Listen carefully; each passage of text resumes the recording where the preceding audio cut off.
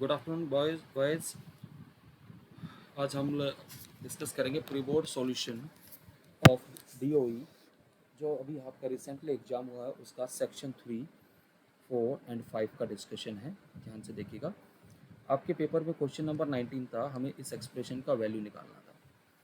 देखिए, ये जो साइन इनवर्स साइन 3π/5 ये अपनी प्रिंसिपल डोमेन में नहीं है, तो इसको प्रिंसिपल में डोमेन में लेकर आने के लिए हमने इसको पाई में से माइनस किया, और ये प्रिंसिपल डोमेन में था तो न्यूट्रलाइज हो गया, 3π/5 आ गया। साइन पाई माइनस 2π/5 का ब्रेकअप 3π/5 भी बनेगा, लेकिन sine pi minus theta sine theta होता है। तो अब ये प्रिंसिपल डोमेन में आ गया, तो नाउ न्यूट्रलाइज हो जाएगा, सम होके पाई विल बी द आंसर। अगर क्वेश्चन नंबर 20 में जैसे ओवर वाला ऑप्शन था, तो अगर मैं आपकी जगह होता तो हमेशा ओवर वाला ऑप्शन ही करता, क्योंकि बहुत सिंपल था। तो लेकिन पहले वाला पार्ट देखिएगा। पहले हमने क्या किया है, पहली मैट्रिक्स थी 1x2, ये 2x2, ये 2x1। तो हमने पहले इन दो मैट्रिसेस को मल्टीप्लाई किया, हमारे पास मैट्रिसेस आ गई 2x1। फिर इन दोनों का प्रोडक्ट किया तो 1x1 आएगा, 2x इसके साथ मल्टीप्लाई हो जाएगा, 3 इसके साथ। तो हमने इसको 0 की कोलिक्वेट किया। यहाँ से x की दो वैल्यू आती है, 0 एंड -23/2। 2/2 मैट्रिक्स निकालनी थी, तो A11 क्या आता भाई, आई और जे दोनों 1 होते 2 आ जाता, A12 3 आता, A21 भी 3 आता, और A22 4 आता। तो it's a very simple question. Question number 21 में फंक्शन कंटिन्यूस दे रखा है 3 पे, तो यानी कि आप सीधा सीधा 3 पर लिमिट लेंगे और फंक्शन की वैल्यू के बराबर ले लेंगे। और यहाँ आप लिमिट का ये वाला आइडेंटिटी इस्तेमाल कर लीजिए, limit x tends to a, x की पावर n माइनस a की power n upon x minus a is n a n-1। Solve करके आपका k का वैल्यू 6 आता है। हमें इस फंक्शन को इंक्रीजिंग दिखाना था और हमें x पॉजिटिव दे रखा है। एक बात अगर इस क्वेश्चन में इतना सा फैक्ट जान ले कि एक्सपोनेंशियल फंक्शन हमेशा पॉजिटिव होता है, तो खाली इसके डेरिवेटिव को हमें पॉजिटिव दिखाना, तो हमने डिफरेंशिएट किया प्रोडक्ट रूल लगा के, डेरिवेटिव आया e की पावर x इंटू एक्स। अब x तो पॉजिटिव है और e की पावर x भी हमेशा पॉजिटिव है, तो नेट प्रोडक्ट भी पॉजिटिव आ जाएगा, तो फंक्शन क्या आ गया, इंक्रीजिंग आ गया। It is a very simple question. Question number 23 के दो पार्ट्स थे, tan स्क्वायर 3x + 5, तो हमने सेक स्क्वायर में ब्रेक कर दिया। सेक स्क्वायर का इंटीग्रेशन tan होता, लेकिन एक बात का ध्यान रखिएगा, x का जो कोफिशिएंट है उससे डिवाइड करना होता, तो 3 डिवाइड हो गया और 1 का इंटीग्रेशन x आ गया। It's very simple. -2 से 2 मोड x इवन फंक्शन होता है ये, तो इवन फंक्शन हो तो लिमिट का ब्रेक हो जाएगा 2 टाइम्स 0 से 2, 0 से 2 के बीच में मोड x ही रहेगा। इसका इंटीग्रेशन कर दिया, इंटीग्रेशन करके 4 आया, that is the answer guys. Question number 24 में find the area of the region bounded by the curve y square equal to 4x, y axis and the line y equal to 3। तो y axis तो ये होगी, यानी कि ये वाला area की बात हो रही है जो हम यहाँ शेड कर रहे हैं। तो हमने यहाँ पर क्या ली, हॉरिजॉन्टल स्ट्रिप ले ली, x dy, x को y की टर्म में सोल्व किया तो y²/4। तो अब हमारा जो एरिया आएगा वो 0 से 3, इसको इंटीग्रेट करेंगे तो that is coming out to be 9/4 square units. Simply we have integrated that. तो इतना मुश्किल क्वेश्चन नहीं था, खाली आपको इस बात का ही ध्यान रखना था कि इसको आप लेके कैसे आएंगे। ओके, अगला है find the general solution of the differential equation e की पावर y माइनस, ये वेरिएबल सेपरेबल बन जाता है, इसको हमने ब्रेक कर लिया, e की पावर y इंटू ई की power -x dy/dx equals to 1। Variable separate किया तो दोनों तरफ इंटीग्रेट कर दिया, आपका आंसर आ गया straight forward. Find the vector equation of the line passing through the point 3 4 -7 and 1 -1 6। तो ये दो पॉइंट है ए और बी, तो एक पॉइंट से हमने पास करा दिया, उसको ये ले लिया, और दूसरा हमने वेक्टर बना दिया ए बी वेक्टर, यानी ए बी वेक्टर की डायरेक्शन में लाइन आ जाएगी, तो आपकी लाइन की इक्वेशन ये आएगी इस केस में। क्वेश्चन नंबर 27 में गाइस, ऑर्थोगोनल का मतलब होता है परपेंडिकुलर, तो यानी कि इनका डॉट प्रोडक्ट आपको 0 दिखाना था, तो ए डॉट भी 0, तो ये लैम्डा के लिए सोल्व कर लेंगे तो लैम्डा 1/2 आ जाता है डॉट प्रोडक्ट निकाल के। क्वेश्चन नंबर 28 में कहता है dice toss thrice, find the probability of getting an odd number at least once. तो हमने यहाँ पर क्या किया, 1 में से माइनस कर दिया जब कोई भी ओड नहीं है, और ओड आने की प्रोबेबिलिटी होती है 3/6, यानी तीनों बार जो है अगर आप कहेंगे कोई ओड नहीं आएगा तो वो भी क्या आएगा, 1/2 आएगा, तो 1/2 इंटू 1/2 यानी 1 - 1/7/8 इज द प्रोबेबिलिटी। और पार्ट में हमें probability of a is 2 times of probability of b दे रखा है और 5/13 और बी बाई ए दे रखा है। तो इस फैक्ट को यूज़ करके हमने यहाँ से intersection B A intersection B की प्रोबेबिलिटी निकाल ली, क्योंकि प्रोबेबिलिटी बी बाई ए का कंडीशनल प्रोबेबिलिटी से फॉर्मूला ये बन जाता है, probability b by intersection a upon probability of a. फिर यूनियन का प्रोबेबिलिटी निकालना, तो ए का प्रोबेबिलिटी आ गया, बी का क्या आएगा 5/26, क्योंकि वो 2 टाइम्स है, और probability of A intersection B LCM लिया तो 11/26 आपका आंसर आ जाएगा। तो ये था आपका सेक्शन 3 पेपर का। सेक्शन 4 देखिएगा। सेक्शन 4 में आपके क्या क्वेश्चन थे वो भी देख लीजिएगा ज़रा ध्यान से। सेक्शन 4 में हमें एक फंक्शन दे रखा है जिसको 1 ऑन टू दिखाना है। तो 1 के लिए तो हमने सीधा सीधा हमें क्या करना है बेटा, एफ एक्स को एफ वाई के बराबर ले लीजिए, इक्वेट किया, और आपको क्रॉस मल्टीप्लाई करके हमने देखा कि x इक्वल टू वाई आ जाता, तो फंक्शन 1 हो गया। ऑन टू के लिए हमारे क्या स्टेप्स होते हैं, अगर आप ऑन टू की चर्चा करेंगे तो ऑन टू में हम इसका रेंज निकालेंगे, and range must be equal to codomain. तो एफ एक्स को वाई के बराबर लिया। अब यहाँ से आप x की वैल्यू y की टर्म्स में हमने निकाल ली, जो कि निकल के आई है। इस एक्सप्रेशन की जो डोमेन आएगी वो इसका रेंज आएगा। तो डोमेन क्या आती है इसकी, r माइनस सिंगलटन 1, जो कि कोडोमेन के बराबर है, hence f is onto. तो इतना मुश्किल क्वेश्चन नहीं था बेटा, इजीली अटैम्प्ट हो सकता था। 30th क्वेश्चन बड़ा ये आपके टेक्स्ट बुक का ही क्वेश्चन है। डिफ्रेंशिएट करना, एक को u लेंगे और एक को v लेंगे, और फिर आप इसमें log लेंगे। log लेके आपने यहाँ से du/dx निकाला, सिमिलरली v में log लेके आपने dv/dx निकाला, ये आपका एक्सप्रेशन आता है। और फिर dy/dx आपका du/dx में वैल्यू सब्स्टिट्यूट कर देंगे, तो you will get desired answer. तो खाली मैकेनिकल क्वेश्चन था। क्वेश्चन नंबर 31 के 2 पार्ट है। एफ एक्स दे रखा mod x minus 1 not differentiable दिखाना है x इक्वल टू 1। तो लेफ्ट हैंड और राइट हैंड डेरिवेटिव की बात करेंगे। तो लेफ्ट हैंड डेरिवेटिव की डेफिनेशन लगाइए, limit h tends to 0 f at 1 minus h minus f at 1 upon minus h। 1 minus h इस वाले पार्ट में सब्स्टिट्यूट होगा जहाँ x की वैल्यू 1 से कम है, जो कि सिंप्लीफाई होकर आता है -1। Right hand derivative 1 plus h आपका कहाँ सब्स्टिट्यूट होगा, यहाँ सब्स्टिट्यूट होगा, जो कि आता है 1। आपने देखा दोनों बराबर नहीं, तो नॉन डिफरेंशिएबल है। और पार्ट पैरामीट्रिक था, तो डिफरेंशिएट यहाँ पे डबल डेरिवेटिव पूछा गया, तो हमने पहले dx/dt निकाला प्रोडक्ट रूल वगैरह लगा के, फिर dy/dt निकाला।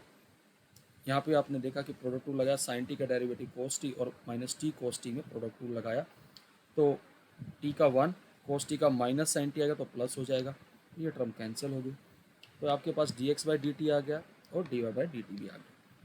तो dy/dx क्या आएगा, dy/dt इंटू dt/dx, जो कि tan t आ जाता है। लेकिन अब डबल डेरिवेटिव करेंगे तो हम यहाँ पे चेन रूल लगाएंगे, पहले हमने tan का किया तो sec स्क्वायर t, फिर t का करेंगे तो dt/dx।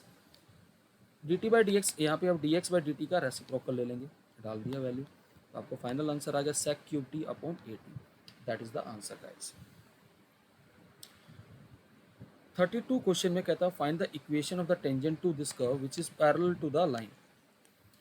अगर टेंजेंट लाइन के पैरेलल है तो स्लोप ऑफ टेंजेंट लाइन के स्लोप के इक्वल होगा।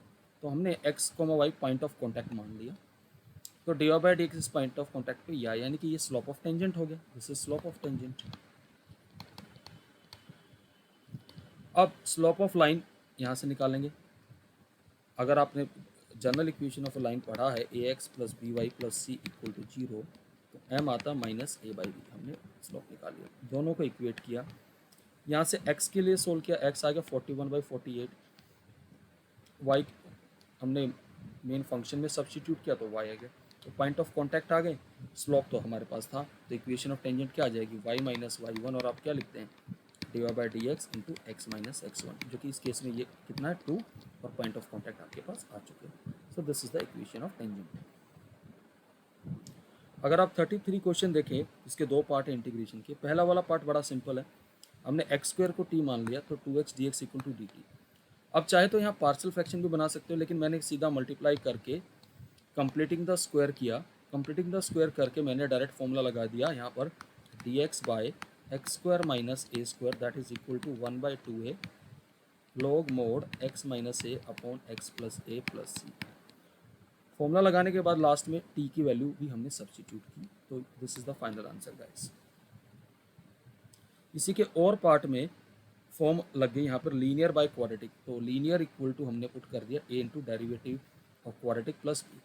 यहाँ से कंपेयर करके हमने a और b का वैल्यू निकाल लिया।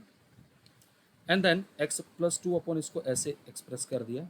पहले वाले पार्ट में हमने सब्सटीट्यूशन लगाया, दूसरे वाले में कंप्लीटिंग द स्क्वायर लगाने के बाद आपके पास ये रिजल्ट आ जाता है, ये फाइनल आपका आंसर आता है।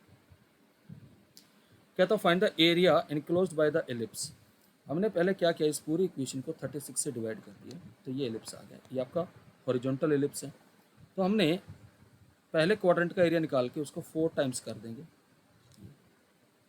4 टाइम्स करने के बाद आपको एक तो इंटीग्रेशन का ये वाला फॉर्मूला पता होना चाहिए, root a square d x होता है x by two root a square minus x square plus x by two sine inverse x by a plus c. Simplify किया, सिंप्लीफाई करने के बाद एरिया आ जाता है 6 पाई स्क्वायर यूनिट्स। अगर आप 35th क्वेश्चन देखेंगे तो क्लियरली होमोजीनियस इक्वेशन का ही क्वेश्चन है, तो रीअरेंज किया, हमने एक्स से डिवाइड कर दिया। तो अगर आप इसको देखेंगे तो ये फंक्शन आपका कुछ ऐसे एक्सप्रेस हो गया, f of y by x d y by d x, यानी कि डिग्री इसकी कितनी, जीरो। वैसे no need to find degree, खाली सिंप्लीफिकेशन पूछा था। वाई अपॉन एक्स को हमने सीधा वी ले लिया, तो वाई आ गया वी एक्स, डिफ्रेंशिएट किया, डिफ्रेंशिएट करके ये सारा हमने यूजिंग दिस इन वन करने के बाद सीधा सीधा वेरिएबल सेपरेबल बन गया। 1/10 वी को कोट वी लिख लिया, तो इसका इंटीग्रेशन लॉग साइन वी होता है, इसका लॉग एक्स आ गया। तो कांस्टेंट को भी मैंने लॉग सी ले लिया कैलकुलेशन इजी होने के लिए।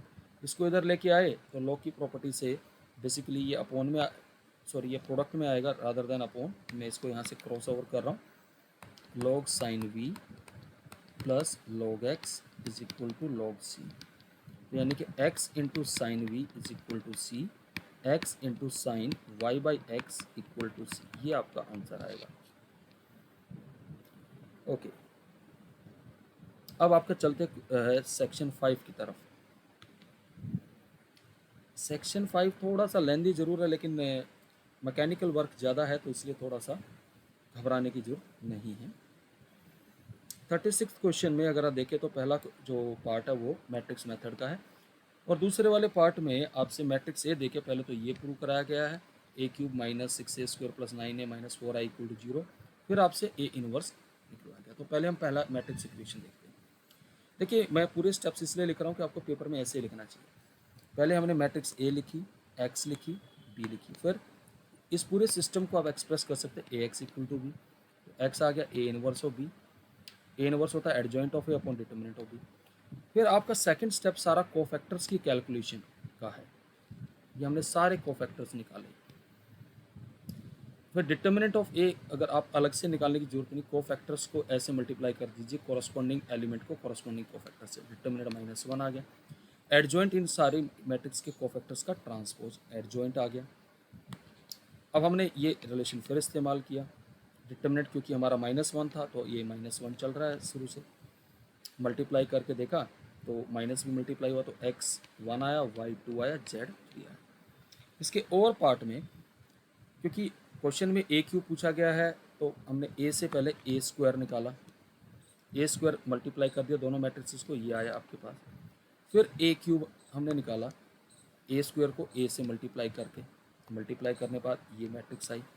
फिर हमें ये प्रूव करना कि ये सारी मैट्रिक्स नल आए, तो हमने वैल्यू सब्स्टिट्यूट की खाली सब में, और सब्स्टिट्यूट करने के बाद देखा कि ये सारी एंट्री कैंसिल होके ये नल मैट्रिक्स आती, तो ये हो गया प्रूव आपका ये वाला पार्ट। खाली इसमें थोड़ा सा ये होता है मल्टीप्लिकेशन करते हुए बच्चे गलती करते हैं। अब ए इनवर्स के लिए हमने पूरे एक्सप्रेशन को ए इनवर्स से प्री मल्टीप्लाई कर दिया, तो ये ऐसे बन के आएगा। ए इनवर्स के लिए सोल्व कर लिया, ए इनवर्स इसके बराबर आ गया। ए स्क्वायर आप ऑलरेडी कैलकुलेट कर चुके, ए आपके पास है, आई आपके पास है, सब्स्टिट्यूट किया आपने, सब कुछ यहाँ सब्स्टिट्यूट कर दिया, ये आपके पास मैट्रिक्स आ गई, ए इनवर्स आपके पास ऐसे आ जाएगा।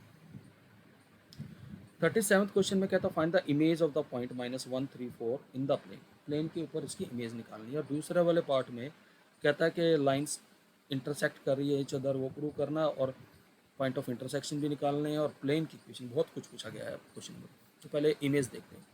अगर इधर कोई पॉइंट P है तो इसकी इमेज इधर R आएगी, तो वो इमेज निकालने के लिए हमने क्या किया, अब क्योंकि ये भी परपेंडिकुलर होगा और ये प्लेन का नॉर्मल है जिसके डायरेक्शन रेशियो 1 - 2 0 है, तो अगर मैं ये PQ की इक्वेशन निकालूँ तो वो -1 3 4 से पास कर रही है, और PQ किसके पैरेलल n के, तो इसके भी डायरेक्शन रेशियो क्या आ जाएंगे 1 - 2 0। तो हमने PQ की इक्वेशन निकाल ली। इसके बाद any point on the line निकाल लिए। ये जो एनी पॉइंट आए हमने ये Q के कोऑर्डिनेट्स अज्यूम कर लिए, अगर ये क्यू के कोऑर्डिनेट्स हैं तो प्लेन पे लाई कर रहे हैं, तो इस प्लेन की इक्वेशन को सेटिस्फाई करेंगे। हमने ये वैल्यू यहाँ डाल दी। डालने के बाद लैम्डा हमारा 7/5 आया। जब लैम्डा 7/5 आता है तो कोऑर्डिनेट्स ऑफ क्यूब यहाँ पर लैम्डा की वैल्यू लगा दीजिएगा इस वाले पार्ट में। तो x 2/5 आया, y 1/5 और z 0 आया। और क्योंकि आप इमेज की बात कर रहे हैं तो q के कोऑर्डिनेट आ गए, तो बेसिकली q मिड पॉइंट होगा पी आर का। तो मिड पॉइंट फॉर्मूले से हमने अल्फ़ा बीटा गामा की वैल्यू निकाली, जो कि आपकी इमेज निकल के आ जाती है। अब और वाले पार्ट में वो दो लाइन दे रखी है और उनको कहता है प्रूव करना कि वो इंटरसेक्टिंग है। तो पहली लाइन पे एनी पॉइंट लैम्डा की टर्म्स में निकाला, दूसरी में टी की टर्म्स में। अगर लाइन इंटरसेक्ट कर रही है तो हमने एक्स एक्स कोऑर्डिनेट को इक्वेट किया, तो यहाँ से ये रिलेशन बन के आया lambda minus t equal to 0। फिर वाई वाई को भी हमने इक्वेट किया, तो वहाँ से हमारे पास ये वाला रिलेशन बन के आया। अब क्योंकि लैम्डा टी के बराबर था तो लैम्डा -1 है, टी माइनस इंटरसेक्ट कब करेगी, आप जी जी वाले यानी जेड जेड वाले उस कोऑर्डिनेट को आप इक्वेट कर दीजिए। हमने इक्वेट किया और जो भी आपकी वैल्यू है लैम्डा और टी की, इसको सेटिस्फाई करें। सेटिस्फाई करके तो लाइन इंटरसेक्टिंग है।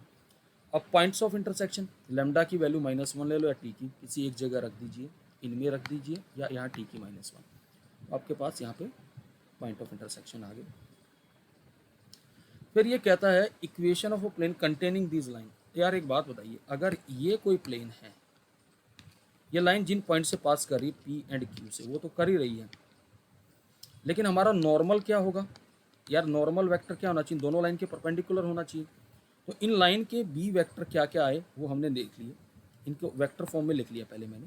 ये इसका b1 वेक्टर है और ये इसका b2। तो नॉर्मल जो आएगा वो किसके डायरेक्शन में आएगा, that must be in the direction of b1 cross b, वो हमने ले लिया। किसी एक पॉइंट P से हमने पास करा दिया, वो ये हमने ले लिया A। और आपने प्लेन की इक्वेशन पढ़ रखी थी r-a dot n vector is equal to 0। तो यहाँ n b1 क्रॉस b2 है, तो बेसिकली ये STP आता है, तो ये डिटर्मिनेंट की फॉर्म में आएगा।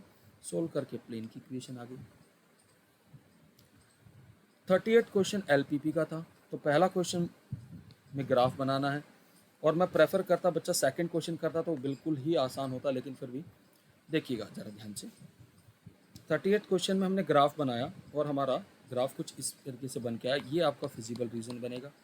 इसके ये कॉर्नर पॉइंट ABCD ये बने, कॉर्नर पॉइंट्स हमने लिखे। ऑब्जेक्टिव फंक्शन में इन सारे पॉइंट्स पर इनकी वैल्यू निकाल दी।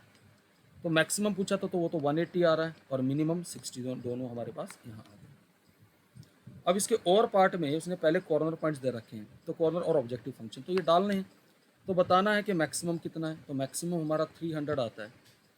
फिर वो कहता है बी वाले पार्ट में कि इन दो पॉइंट्स में मिनिमम आता है, तो पी और क्यू में क्या रिलेशन, तो यानी कि अगर दो पे मिनिमम आ रहा तो z a equal to z भी कर दो, तो यहाँ से पी इक्वल टू 2Q आ जाएगा। तो गाइस पेपर मुश्किल नहीं था। मैं इस पेपर का सॉल्यूशन जो है वो भी आप यहाँ डिस्क्रिप्शन बॉक्स में इसका लिंक डाल दूँगा, तो आप डाउनलोड कर सकते हैं। Thank you guys for watching this video and supporting me. Thanks.